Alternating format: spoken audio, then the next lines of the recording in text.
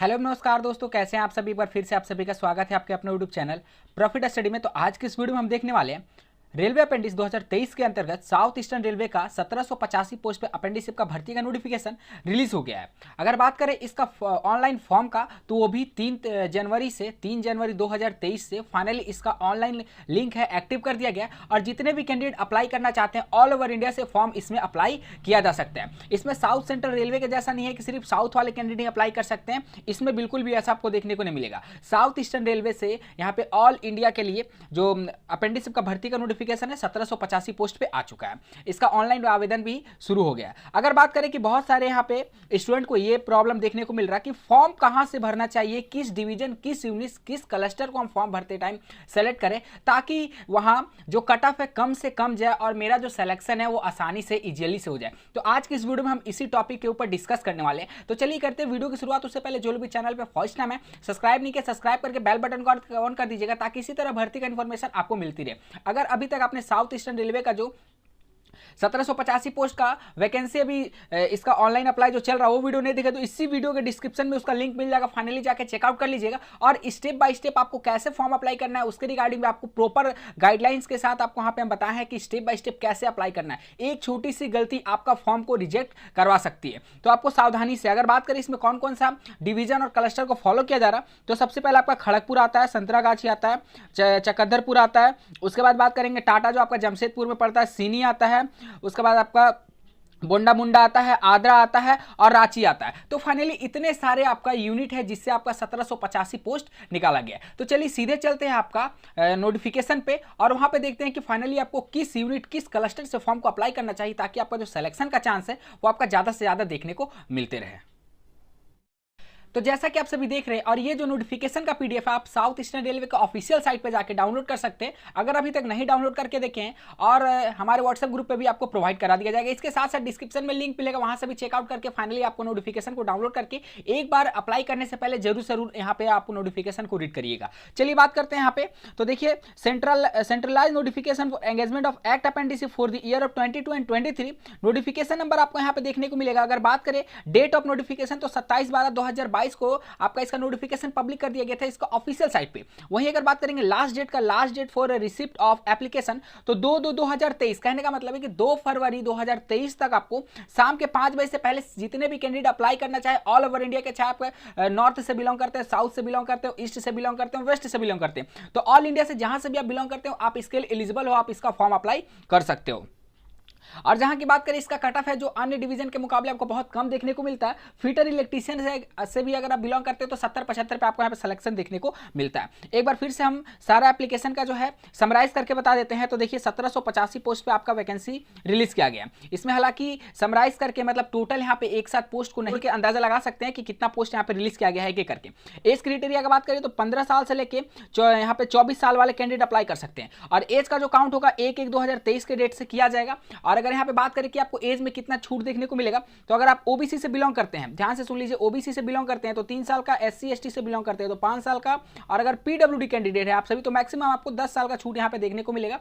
पर आपको document verification के टाइम आपको सेंट्रल लेवल का कास्ट सर्टिफिकेट आपको बनवा के देना होगा। ऐसा नहीं कि स्टेट का सर्टिफिकेट लेके जाएगा तो आपको वहां पर रिजेक्ट कर दिया जाएगा। मैंने पहले ही बता दिया हूं कि सेंट्रल लेवल का कार्ड सर्टिफिकेट आपको लेके जाना है, चाहे जिस भी कैटेगरी से आप फॉर्म अप्लाई कर रहे हो, एसटी, एससी, ओबीसी या फिर ईडब्ल्यूएस, तमाम तरह का जो भी यहाँ पे वैकेंसी रिलीज किया गया है उसके तहत और आपको साउथ ईस्टर्न रेलवे का फॉर्मेट में ही आपको अपना जो कार्ड सर्टिफिकेट है वो बनवा कर लेके जाना है। चलिए और यहाँ पे बात करते हैं एजुकेशनल क्वालिफिकेशन का। तो आप सभी को पता है कि 10th में मिनिमम आपका 50% होना चाहिए। अगर 50% से भी कम है तो आप इसके लिए एलिजिबल नहीं होंगे। 50% से ज्यादा वाला या फिर 50% कम से कम होना चाहिए आपको फॉर्म को अप्लाई करने से। इसके साथ में आपका सर्टिफिकेट होना चाहिए। एनसीवीटी, एससीवीटी दोनों तरह के यहाँ पे कैंडिडेट को मौका दिया गया है, देख सकते हैं आप सभी। चलिए और यहाँ पे बात करते हैं एप्लीकेशन फीस भी लगेगा। देखिए पहले तो ऐसा नियम नहीं था, पर जैसे जैसे यहाँ पे रेलवे का जो मॉडिफिकेशन हो रहा, अडेंडम कॉरिजेंडम हो रहा, उसके तहत यहाँ पे अनरिजर्व ओबीसी को 100 रुपये का लगेगा। बाकी ST, SC, PWD, women candidate को यहाँ पे कोई भी फीस का भुगतान करने को नहीं देखा जा रहा। मोड ऑफ सिलेक्शन क्या होगा, तो देखिए मोड ऑफ सिलेक्शन जो है इसमें 10th बेसिस पे आपका सिलेक्शन किया जाएगा। तो 10th में जितना से ज़्यादा आपका परसेंटेज रहेगा उतना आपका सिलेक्शन का जो यहाँ पे चांस है वो ज़्यादा से ज़्यादा आपको देखने को मिलेगा। एक बार आपको मोड ऑफ सिलेक्शन बता देते हैं, उसके बाद चलेंगे कि आपको कहां से फॉर्म अप्लाई करना चाहिए। देखिए selection will be selection will be on the basis of merit prepared trade wise in the respect of all the candidates who have applied against the notification in respective trade. The merit list in each trade will be prepared percentage of marks obtained in the matriculation with minimum 50% aggregated marks for the purpose of calculation of percentage of matriculation marks. उसके बाद देखिए आपको क्या बताया गया, obtain by the candidate in all subject will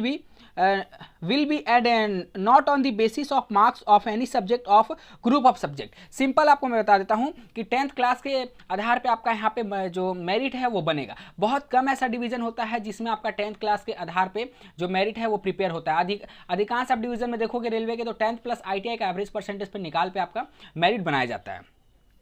सबसे important जो बात है कि आपका किस क्लस्टर से आपको फॉर्म या फिर किस यूनिट से फॉर्म को अप्लाई करना चाहिए वो फाइनली उस पोर्शन पे आ गए हैं। तो इसमें अगर टोटल बात करेंगे तो देखिए आपको कौन कौन सा देखने को मिलेगा, खड़गपुर देखने को मिलेगा।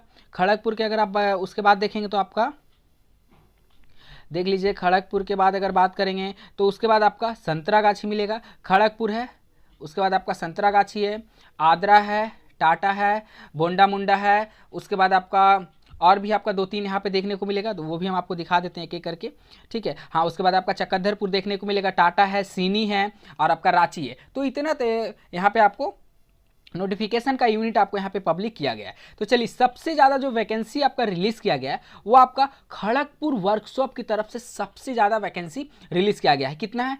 360। अकेला ऐसा यूनिट जिसमें आपको 360 वैकेंसी रिलीज़ किया गया खड़गपुर वर्कशॉप की तरफ से।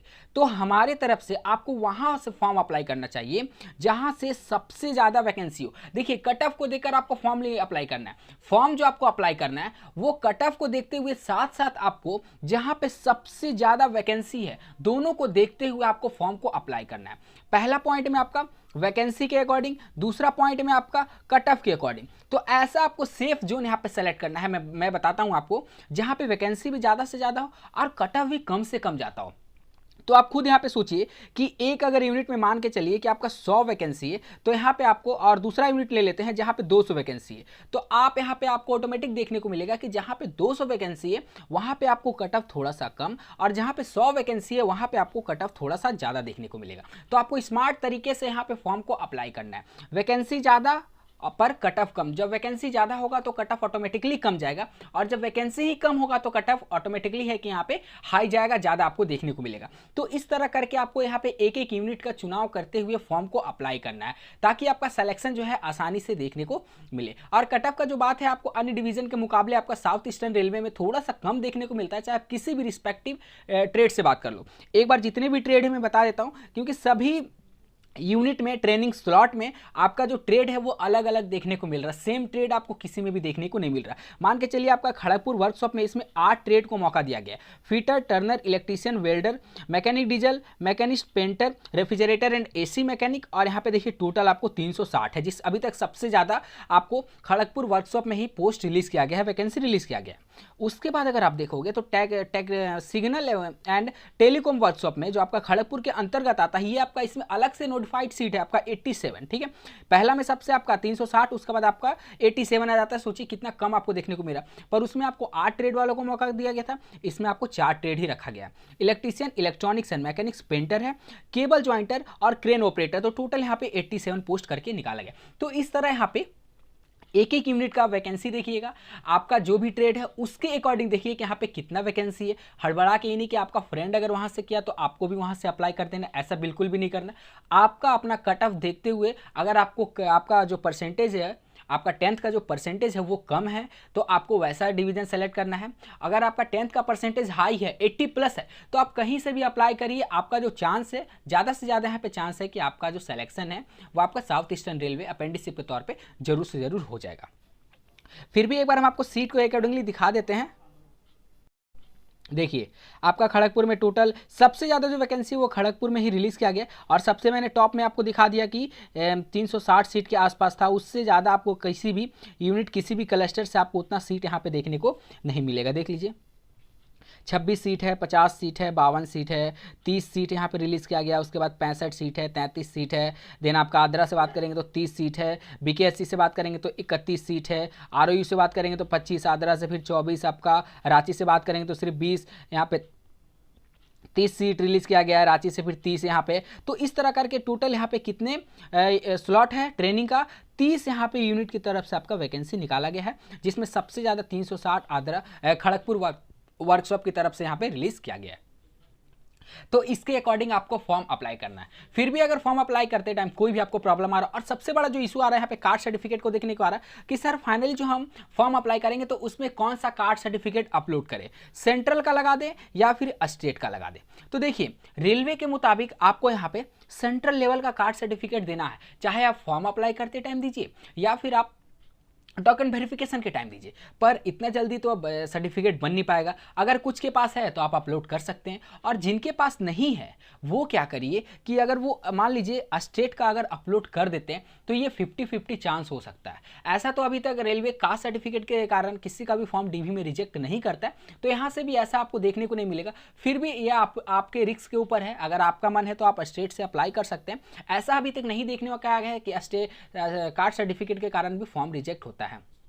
फिर भी आप कोशिश करिए कि सेंट्रल लेवल का अगर बन जाए तो आपके लिए भी अच्छा होगा और हमारे लिए भी अच्छा होगा, तो इसीलिए कोशिश करिए सेंट्रल लेवल का। और जो बात रहा कि साउथ सेंट्रल रेलवे का अभी तक क्या सीन चल रहा है, तो देखिए वो आप लोग के ऊपर डिपेंड है। आप लोग यहाँ पे जितना ज़्यादा साथ देंगे, जितना से ज़्यादा ट्वीट को रीट्वीट करेंगे, उतना जो बात है आगे तक पहुंचेगा, और जब बात हमारी आगे तक पहुंचेगी तो जो सुनवाई भी होगी वो भी हमारे फेवर में होने की उम्मीद है। तो आप सभी से रिक्वेस्ट है कि जो ट्वीट है उसको ज़्यादा से ज़्यादा रीट्वीट करने की कोशिश करिए, अपने फ़ोन से, अपने जितने भी घर में फ़ोन है उससे, और इसके साथ साथ अपने सभी फ्रेंड को शेयर भी करिए, ताकि आपका फ्रेंड भी, चाहे वो भले ही ITI से रिलेटेड ना हो, वो 10th से रिलेटेड ना हो, अपेंडिसिप से रिलेटेड ना हो, फिर भी आपको वहाँ पे शेयर करना है, क्योंकि एक ट्वीट आपको आपके यहाँ पे ऑल इंडिया एलिजिबिलिटी के और आपको ले जाएगा। चलिए आज के लिए इतना ही, बाकी जो भी आपका डाउट होगा कमेंट बॉक्स में कमेंट करके पूछ सकते हैं। चैनल पे फर्स्ट टाइम है सब्सक्राइब करके बेल बटन ऑन कर दिए, ताकि ऐसी भर्ती का नोटिफिकेशन आपको मिलती रहे। डिस्क्रिप्शन में आपको व्हाट्सएप ग्रुप का लिंक मिलेगा, जरूर से ज्वाइन कर लीजिएगा। छोटे मोटे अपडेट PDF वगैरह आपको वहाँ पे भी देखने को मिलते रहते हैं। तब तक के लिए जय हिंद, जय भारत।